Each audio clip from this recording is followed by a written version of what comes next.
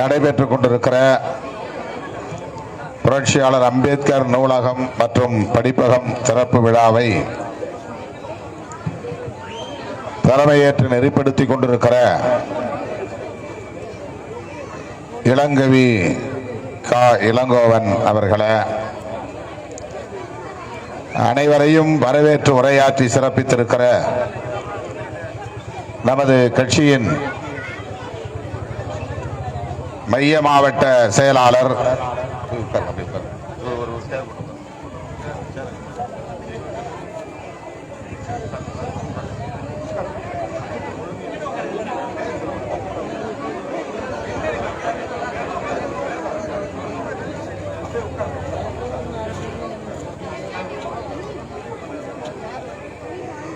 மைய மாவட்ட செயலாளர் ப வளர்மதி அவர்களே, முன்னிலை வகித்து நிகழ்வை சிறப்பித்துக் கொண்டிருக்கிற முன்னாள் ஊராட்சி மன்ற தலைவர்கள் ராதா சண்முகம், ஆ சம்பத் ஆகிய தோழர்களே, நம்முடைய அழைப்பை ஏற்று இங்கே வருகை தந்து இந்த நூலகத்தை திறந்து வைத்து சிறப்புரை வழங்கி அமர்ந்திருக்கிற தமிழ்நாடு சட்டப்பேரவையின் துணைத் தலைவர் மாண்புமிகு அண்ணன் கு பிச்சாண்டி அவர்களே, பல்வேறு பணிச்சுமைகளின் காரணமாக வர இயலவில்லை என்று வாழ்த்துச் செய்தியை தொலைபேசி மூலமாக நமக்கு வழங்கியதோடு இந்த நிகழ்வுக்கு ஒத்துழைப்பு நல்கியிருக்கிற திராவிட முன்னேற்ற கழகத்தின் மாநில மருத்துவ அணி துணைத் தலைவர் அன்பு இளவல் ஏவாவே கம்பன் அவர்களே, வளர்மதி அவர்களின் சொந்த கிராமத்தை சார்ந்த தேவனாம்பட்டு கிராமத்தை சார்ந்தவரும் திராவிட முன்னேற்ற கழகத்தின் நாடாளுமன்ற உறுப்பினருமான அண்ணன் சி என் அண்ணாதுரை அவர்களே, கலசப்பாக்கம் சட்டமன்ற உறுப்பினராக இருந்தாலும் கூட இந்த பகுதியின் ஒன்றிய கழக செயலாளராக 17 ஆண்டுகள் பணியாற்றிய பெருமைக்குரிய பேசூத்தி சரவணன் அவர்களே, கட்சியின் மாநில அமைப்பு செயலாளர் கி கோவேந்தன் அவர்களே, நாடாளுமன்ற தொகுதி செயலாளர் ஏ நேரு அவர்களே, கட்சியின் முன்னாள் மாவட்ட அமைப்பாளரும் மாவட்ட செயலாளருமாக பணியாற்றிய தம்பி வி கா அம்பேத் வளவன் அவர்களே, அரசு ஊழியர் ஐக்கிய பேரவையின் மாநில தலைவர் மாவட்ட தலைவர் பெல் மு ரவி அவர்களே, மாவட்ட துணைத் தலைவர் கு ராஜகோபால் அவர்களே, மறைந்த நமது கட்சியின் முன்னணி பொறுப்பாளர் வழக்குரைஞர் மோகன் அவர்களின் அன்பு மைந்தன் அருமை தம்பி யுவராஜ் மோகன் அவர்களே, இந்த நிகழ்வுகளை பங்கேற்று இதனை சிறப்பித்துக் கொண்டிருக்கிற மற்ற மாவட்ட செயலாளர்கள் தம்பி நியூட்டன் அவர்களே, தம்பி அசுர வடிவேல் அவர்களே, மற்றும் முன்னணி பொறுப்பாளர்கள் பாலசிங்கம் அவர்களே, பகலவன் அவர்களே, பொன்னிவளவன் அவர்களே, மோ ரமேஷ் அவர்களே, இரா நாகராஜ் அவர்களே, கோபி அவர்களே, சாரதி அவர்களே, தமிழ்மாறன் அவர்களே, பகலவன் ரஜினி அவர்களே, மற்றும் நன்றியுரை ஆற்றவிருக்கிற இளஞ்சிறுத்தைகள் எழுச்சி பாசறையின் மாவட்ட துணை அமைப்பாளர் ராஜீவ்காந்தி அவர்களே, ஒன்றிய துணை செயலாளர் தட்சிணாமூர்த்தி அவர்களே, மாவட்ட அமைப்பாளர் மு சதீஷ்குமார் அவர்களே, முகாம் செயலாளர் விஜயராஜ், துணை செயலாளர் வெங்கட். முன்னாள் முகாம் செயலாளர் விஜயராஜ், இந்நாள் முகாம் செயலாளர் பரத், முகாம் துணை செயலாளர் எம்ஜிஎம், என்ன பேரு, எம்ஜிஎம், முகாம் துணை செயலாளர் பிரகாஷ், அன்பு, மேற்கு ஒன்றிய செயலாளர் மகளிர் விடுதலை இயக்கத்தை சார்ந்த தா ஜெயா மற்றும் திரு முனியன் உள்ளிட்ட இந்த கிராமத்தை சார்ந்த ஒன்றியத்தை சார்ந்த பொறுப்பாளர்களே,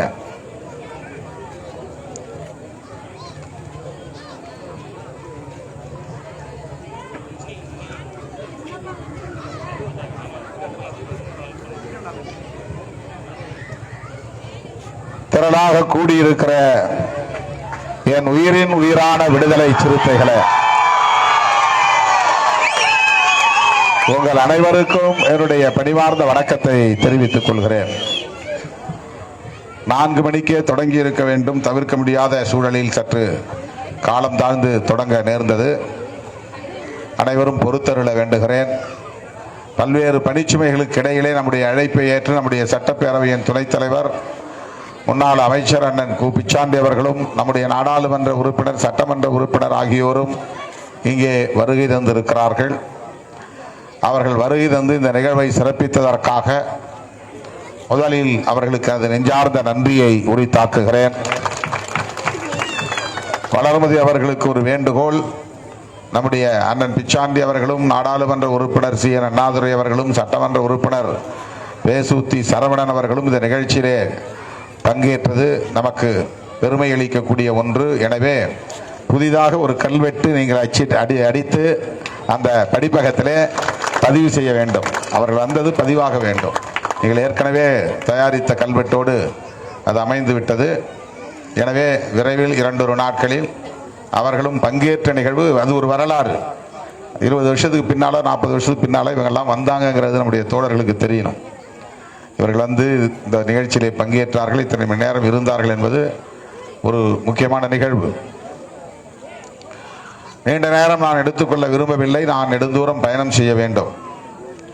இன்றைக்கு திருமண நிகழ்ச்சி ஒன்றிலே பங்கேற்பதற்காக நான் இசைவளித்திருந்த சூழலில் வளர்மதி அவர்கள் 2 நாட்களுக்கு முன்புதான் வந்து என்னிடத்திலே இப்படி ஒரு நிகழ்வு இருக்கிறது, அதிலே நீங்கள் பங்கேற்க வேண்டும், எல்லாம் வேலை முடிந்து விட்டது, நீண்ட நாள் காத்திருக்கிறோம், நீங்கள் தான் வந்து அடிக்கல் நாட்டி அதை தொடங்கி வைத்தீர்கள், எனவே இந்த நிகழ்வில் பங்கேற்க வேண்டும் என்று கேட்டபோது நான் சற்று தயங்கினேன். ஒரு நிகழ்ச்சிக்கு வந்தால் 30 நிகழ்ச்சியை ஏற்பாடு செய்து ஒரு நாள் முழுவதும் என்னை இழுத்தடிக்கிறீர்கள், இதுவே வேலையாகிவிட்டது. எனவே இது மாதிரியான கிளை நிகழ்ச்சிகளுக்கெல்லாம் நான் ஒப்புதல் தர மாட்டேன் என்று ஏற்கனவே சொல்லியிருந்தேன். அதனால் தயங்கித்தான் வந்து என்னிடத்தில் அவர் கேட்டார். இருந்தாலும் இது ஒரு நிகழ்ச்சியை தவிர வேறு நிகழ்ச்சி இருக்காது, நீங்கள் திருமணத்தை முடித்துவிட்டு 4 மணிக்கு வந்தால் 1 மணி நேரத்தில் உங்களை நாங்கள் அனுப்பிவிடுவோம் என்றெல்லாம் அவர் வாக்குறுதி கொடுத்து என்னிடத்திலே இசைவை பெற்றார். இது ஒரு கனவு திட்டம்தான். நம்முடைய கோவேந்தன் அவர்கள் சொன்னதை போல இது ஒரு கனவு திட்டம். ஒவ்வொரு ஊரிலும் ஒரு படிப்பகம் அமைக்கப்பட வேண்டும். இளம் தோழர்கள், அதாவது இளம் தலைமுறையை சார்ந்தவர்கள், அவரவர் வீட்டிலே உட்கார்ந்து படிப்பதற்கு வசதி இல்லாத நிலையில் இது போன்ற ஒரு பொது இடம் இருந்தால் இரவு நேரத்திலே 7 மணிக்கு மேல் 8 மணிக்குள்ளாக அல்லது 9 மணி வரையில் அந்த படிப்பகத்திலே உட்கார்ந்து படிப்பதற்கு வாய்ப்பாக இருக்கும். அவர்கள் பாடப்புத்தகத்தை படிப்பதற்கு கூட ஒரு மோட்டிவேஷன் தேவைப்படுகிறது. சில நேரங்களில் வீட்டிலே அமர்ந்து நம்மால் படிக்க முடியாது. ஏனென்றால் வீடு என்பதே நமக்கு ஒரே 10க்கு 10 அளவான இடமாகத்தான் இருக்கும். அதுதான் வரவேற்பறை, அதுதான் சமையலறை, அதுதான் படுக்கை அறை, அதுதான் நமக்கு எல்லாமே. அந்த இடத்துல உட்கார்ந்து படிக்க முடியாது. நான் பள்ளிக்கூடம் படிக்கிற நேரத்தில் வீட்டுக்குள்ளே அம்மா சமைக்கிற போது அந்த வீடு முழுக்க புகை மூட்டம் வந்துடும். ஏன்னா அடுப்பு விறகு எரித்து தான் சமைப்போம். விறகு போட்டு அடுப்பை எரிக்கும் போது வீடு முழுக்க புகை சூழ்ந்துடும். உள்ளே உட்காந்து நம்மளால் படிக்க முடியாது. இப்போ வீதியில் இருக்கிற விளக்கு வெளிச்சத்தில் வந்து உட்காந்து படிக்கணும். இந்த விளக்கு வெளிச்சத்தில் எக்கச்சக்கமான கொசு, நிறைய காட்டுப்பூச்சிகள்லாம் வந்து பறக்கும். பல நேரங்களில் தேல்லாம் வந்து கடிச்சிடும். கீழே ஊறிக்கிட்டு வந்து தேல் கடிக்கும். அது பல முறை தேல் கொட்டியிருக்கு எனக்கு. அந்த மாதிரி வீதி விளக்கிலே, தெரு விளக்கிலே உட்கார்ந்து படிக்கிற ஒரு நிலையெல்லாம் இருந்தது. இன்றைக்கும் கூட வீட்டுக்குள்ளே உட்கார்ந்து படிக்கிற அளவுக்கு தனியே ஒரு அறை நமக்கு அமைதியாக கிடைக்குமா என்றால் கிடைக்காது. பெரும்பாலான வீடுகள் சின்ன வீடுகள் தான், குடிசைகள் தான்.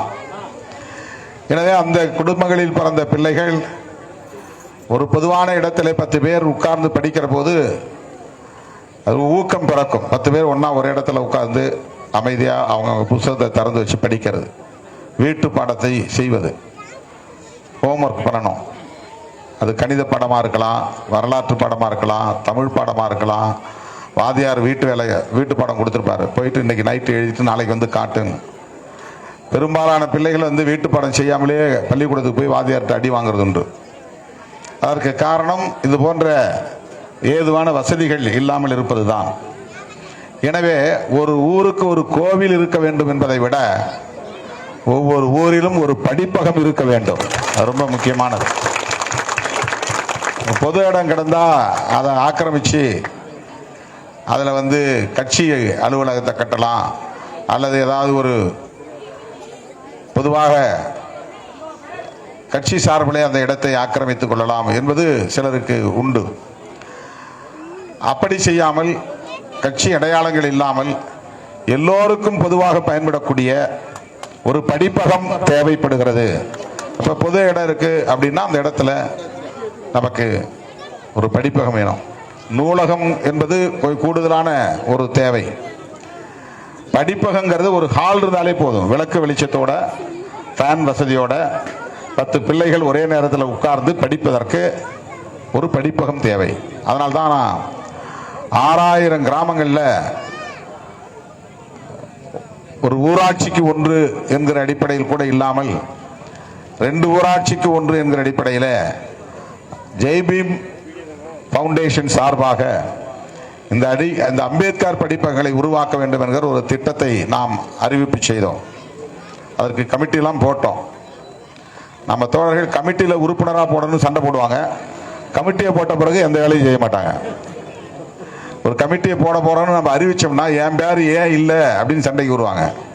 சரி, எல்லாத்தையும் இப்போ கமிட்டியில் போட்டு முடிச்சுட்டாக்க அதுக்கப்புறம் அவங்க வேலை செய்ய மாட்டாங்க.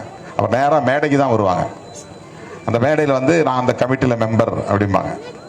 இந்த மாநாட்டுக்கு கூட அப்படி தான் கமிட்டியை போட்டு படாத பாடுபட்டோம். என் பேர் போடல, உன் பேர் போடல, அவன் பேர் போடல. ஆனால் வேலை நடக்காது. அந்த மாதிரி தான் இப்போ இந்த படிப்பகமும் ஒரு தேக்க நிலையில் இருக்கிறது. அதை எப்படியாவது நாம் நடைமுறைப்படுத்தியாக வேண்டும். அந்த வகையில் இது ஒரு செயல் திட்டமாக அறிவிப்பதற்கு முன்பே இந்த ஊரில் ஒரு படிப்பகத்தை கட்ட வேண்டும் என்கிற எண்ணம் வளர்மதி அவர்களுக்கும், வளர்மதியோடு இருக்கக்கூடிய தோழர்களுக்கும், முன்னணி பொறுப்பாளர்களுக்கும், இந்த கிராமத்தை சார்ந்த அனைவருக்கும் இருந்திருக்கிறது என்பது பாராட்டுதலுக்குரியது. அந்த வகையில் இன்றைக்கு வெறும் ஷெட்டு போட்டு இதுதான் படிப்பகம்னு காட்டாம, ஒரு கூரையை போட்டு இதுதான் படிப்பகம்னு சொல்லாம, ஒரு நல்ல கான்கிரீட் கட்டிடத்தை கட்டி அதை திறந்து வைக்கக்கூடிய ஒரு வளர்ச்சி மகிழ்ச்சி அளிக்கிறது.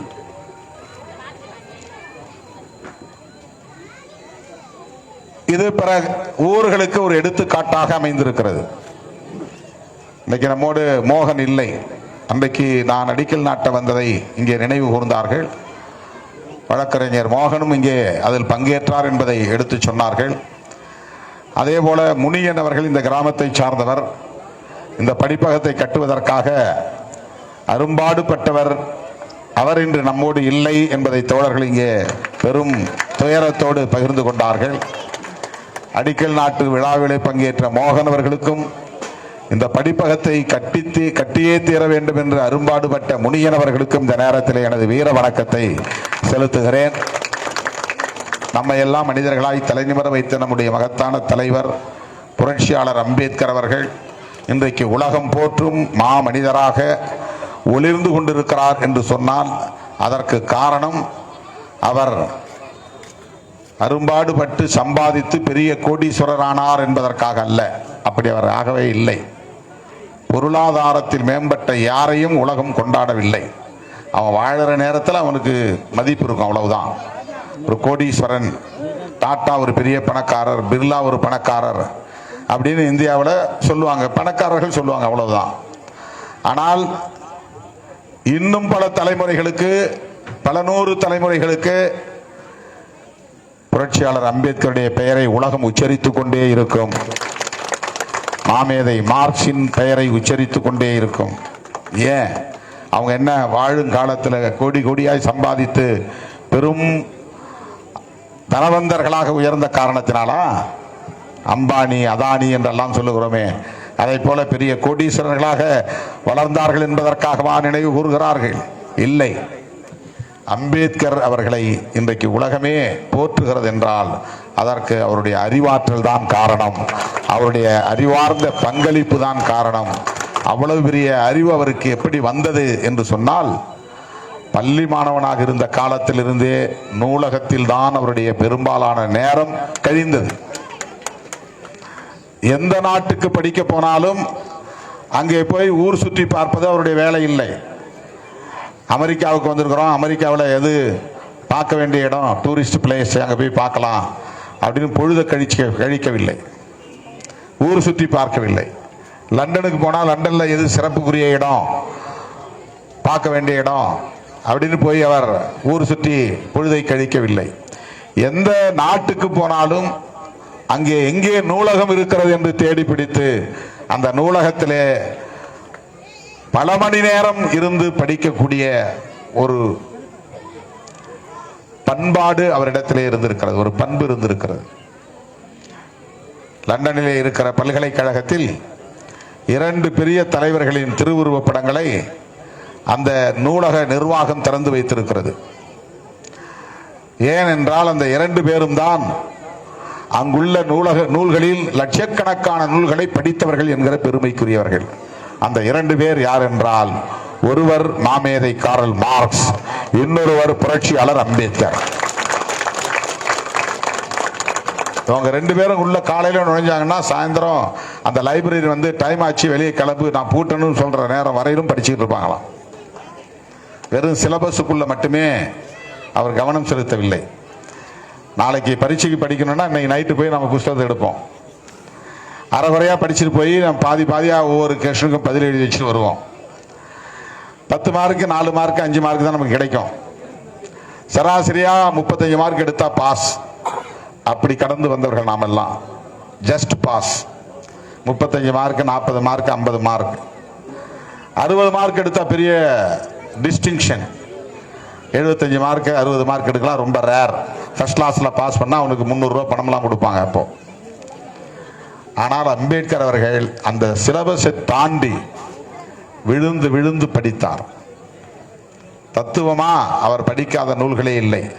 வரலாறா அந்த துறையிலே அவர் பேராசிரியருக்கும் பேராசிரியர், அந்த அளவுக்கு வரலாறு படித்தார். பொருளியலா உலக அளவில் விரல் விட்டு எண்ணக்கூடிய பொருளாதார அறிஞர்களுள் புரட்சியாளர் அம்பேத்கர் ஒருவர். அண்மையிலே நோபல் பரிசு பொருளாதாரத்திற்காக பெற்ற அமர்த்தியா சென் 10-20 ஆண்டுகளுக்கு முன்பு என்று கருதுகிறேன், அவர் சொன்னார், எனக்கு நோபல் பரிசு கிடைத்திருக்கிறது, இந்த பரிசை நான் அம்பேத்கருக்கு காணிக்கையாக்குகிறேன் என்று சொன்னார். ஏனென்றால் அவர்தான் என்னுடைய ஆசான். பொருளாதார துறையிலே இன்றைக்கு நான் நோபல் பரிசு பெற்றிருக்கிறேன் என்றால் அந்த அளவுக்கு எனக்கு பொருளாதார ஞானம் பெறுவதற்கு அம்பேத்கருடைய ஞானம்தான் காரணம் என்று அமர்த்தியா சென் குறிப்பிட்டிருக்கிறார். அப்படி பொருளாதார துறையிலே ஒரு பேரறிஞர், தத்துவத்துறையிலே பேரறிஞர், வரலாற்று துறையிலே பேரறிஞர். அவர் தந்த செயல் திட்டத்தின் அடிப்படையில் தான் முதலில் பக்ரானங்கள் குடிநீர் திட்டமே உருவானது. பண்டிட் ஜவஹர்லால் நேரு அவர்கள் இந்தியாவிலே ஒரு அணைக்கட்டு திட்டத்தை உருவாக்கி நீர்ப்பாசன திட்டத்தை நடைமுறைப்படுத்தினார் என்றால் அந்த நீர்ப்பாசன திட்டத்திற்கு செயல் திட்டம் வகுத்து கொடுத்தவர் புரட்சியாளர் அம்பேத்கர் அவர்கள். நீரியல் துறையில் அவர் பேரறிஞர். எந்த துறையை எடுத்தாலும் அந்த துறையிலே அவர் உச்சம் தொட்டவர். இன்றைக்கு நாடாளுமன்றத்தில் ஒரு நாளைக்கு 50 பேர் பேசுகிறார்கள் என்றால் அதில் குறைந்தது 3 அல்லது 5 பேராவது புரட்சியாளர் அம்பேத்கருடைய பெயரை சொல்லித்தான் பேசுவார்கள். மேற்கோள் காட்டி பாபா சாஹேப் டாக்டர் அம்பேத்கர் செட் என்று அவர் என்ன சொன்னார் என்பதை மேற்கோள் காட்டி பேசாத நாளே இல்லை. தலித் எம்பிக்கள் தான் பேச வேண்டும் என்று இல்லை, தலித் அல்லாத எம்பிக்கள் தான் வட இந்திய மாநிலங்களில் தேர்ந்தெடுக்கப்பட்ட பல உறுப்பினர்கள் புரட்சியாளர் அம்பேத்கருடைய கருத்து இதிலே என்ன, அரசமைப்பு சட்டத்திற்கான அந்த நிர்ணய சபையில அவர் என்ன பேசியிருக்கிறார், அவர் என்ன எழுதியிருக்கிறார்.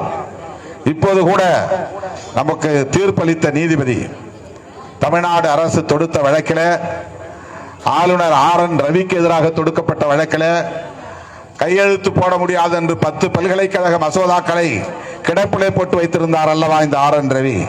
அதை எதிர்த்து உச்சநீதிமன்றத்தில் தொடுக்கப்பட்ட வழக்கிலே தீர்ப்பு தந்த நீதிபதி சொல்லுகிறார், அம்பேத்கரை மேற்கோள் காட்டி தீர்ப்பை சொல்லியிருக்கிறார்.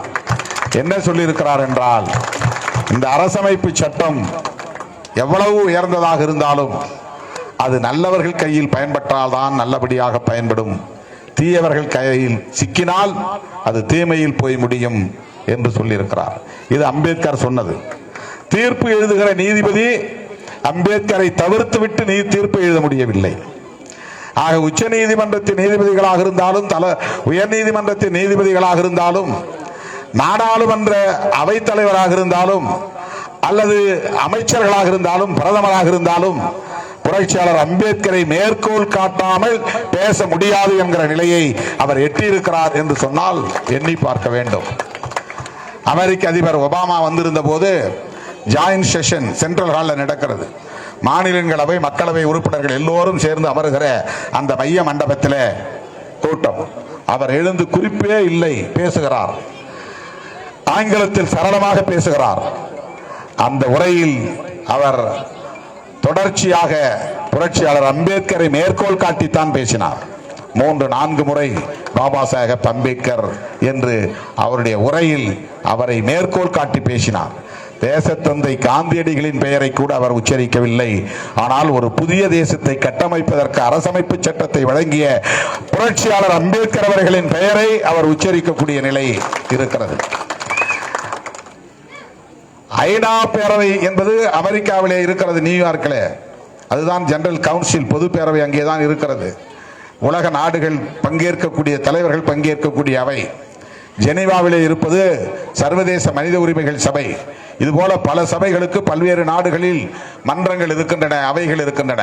ஆனால் நியூயார்க்கில் இருக்கிற நாடு ஐநா பேரவை.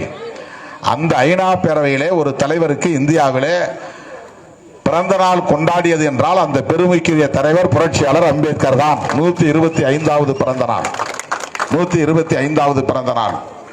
ஐநா பேரவையில் கிட்டத்தட்ட 200 நாடுகள் உறுப்பு நாடுகளாக அங்கம் வகிக்கக்கூடிய பேரவை அது. அங்கே இந்தியாவை சார்ந்த ஒரு தலைவர் என்று கொண்டாடவில்லை, உலகம் போற்றும் ஒரு தலைவர் என்கிற அடிப்படையிலே புரட்சியாளர் அம்பேத்கரின் பிறந்த நாளை கொண்டாடினார்கள். இத்தாலியிலே ஒரு பல்கலைக்கழகத்தில் அவருடைய சிலையை திறந்து வைத்திருக்கிறார்கள். ஐரோப்பிய நாடுகளில் பல இடங்களில் அவருடைய சிலைகள் திறந்து வைக்கப்பட்டிருக்கின்றன, படங்கள் திறந்து வைக்கப்பட்டிருக்கின்றன. இன்றைக்கு இந்தியாவிலே ஹைதராபாத்தில் தெலுங்கானா மாநிலத்தில் 125 அடி உயரத்திலே அவருக்கு சிலை நிறுவப்பட்டிருக்கிறது. ஆந்திர பிரதேசத்திலே விஜயவாடாவில் புரட்சியாளர் அம்பேத்கர் அவர்களுக்கு 125 அடி உயரத்தில் சிலை நிறுவப்பட்டிருக்கிறது. தேசத்தந்தை என்று போற்றப்படக்கூடிய காந்தியடிகளுக்கு கூட இவ்வளவு சிறப்பு இல்லை. அவருடைய பேச்சும் எழுத்தும் இந்திய மொழிகள் அனைத்திலும் அவரவர் விருப்பப்படி மொழிபெயர்த்து கொண்டார்கள். ஆனால் ஒரு அரசாங்கமே பொறுப்பெடுத்து ஒரு தலைவரின் பேச்சையும் எழுத்தையும் இந்தியாவில் உள்ள எல்லா மொழிகளிலும் மொழியாக்கம் செய்தார்கள் என்றால் அந்த பெருமைக்குரியவர் புரட்சியாளர் அம்பேத்கர் அவர்கள் தான். எல்லா மொழிகளிலும் அவருடைய பேச்சுக்களும் எழுத்துக்களும் மொழியாக்கம் செய்யப்பட்டிருக்கின்றன. இன்றைக்கு தமிழ்நாடு முதலமைச்சர் அண்ணன் தளபதி ஸ்டாலின் அவர்கள் அம்பேத்கரின் ஆக்கங்கள் என்கிற பெயரில் அவருடைய அத்தனை புத்தகங்கள், அவருடைய பேச்சுக்களையும் எழுத்துக்களையும் தமிழ் வளர்ச்சித்துறையின் சார்பில் தமிழ்நாடு அரசு இன்றைக்கு வெளியே கொண்டு வந்திருக்கிறது. இவ்வளவு பெருமையும் புரட்சியாளர் அம்பேத்கருக்கு ஏன் கிடைத்தது, எப்படி கிடைத்தது என்றால் அவர் வெறுமன மேம்போக்காக மேடைகளில் பேசிவிட்டு போனவர் அல்ல. அரசியலுக்காக அவர் தொண்டர்களை வயப்படுத்துவதற்காக எழுதியவர் அல்ல, ஒரு புதிய தேசத்தை கட்டமைப்பதற்காக சிந்தித்தவர், எழுதியவர். உலகமெங்கும் ஒடுக்கப்பட்டு கிடக்கிற அனைவரின் விடுதலைக்காகவும் சிந்தித்தவர். அதற்கெல்லாம் அடிப்படை காரணம் அவர் சிலபஸை தாண்டி போய் படித்ததுதான். எனவே மாணவர்களுக்கு நீங்கள் அப்படி ஒரு ஊக்கத்தை தர வேண்டும். உன் சிலபஸுக்குள்ளே கிடக்காத. சயின்ஸ்னா சயின்ஸ் ஒன்று சிலபஸை தாண்டி படிக்கணும். பிசிக்ஸ்னா பிசிக்ஸை தாண்டி நீங்க படிக்கணும், சிலபஸை தாண்டி.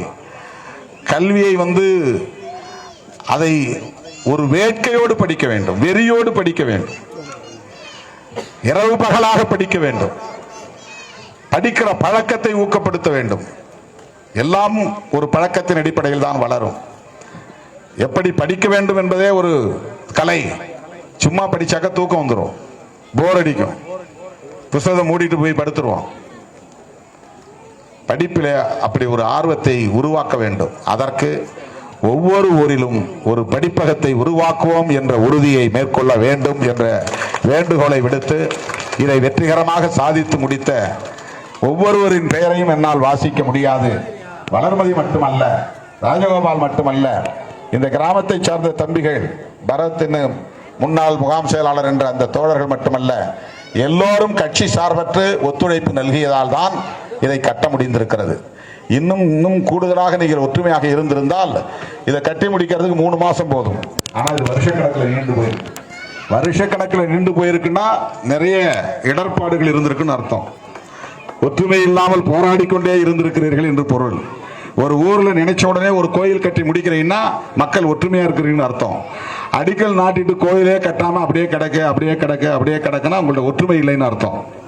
கோயிலை கட்டிபிடிப்பது ஒற்றுமையின் அடையாளம் என்பதை போல ஒரு படிப்பகத்தை கட்டி முடிப்பதும் ஊரின் ஒற்றுமையின் அடையாளம். எனவே ஒவ்வொரு கிராமத்திலும் கோவில் இருக்கிறதோ இல்லையோ, படிப்பகம் இருக்க வேண்டும் என்பதை சொல்லி அனைவரையும் வாழ்த்தி பாராட்டி வாய்ப்புக்கு நன்றி கூறி விடைபெறுகிறேன். நன்றி, வணக்கம்.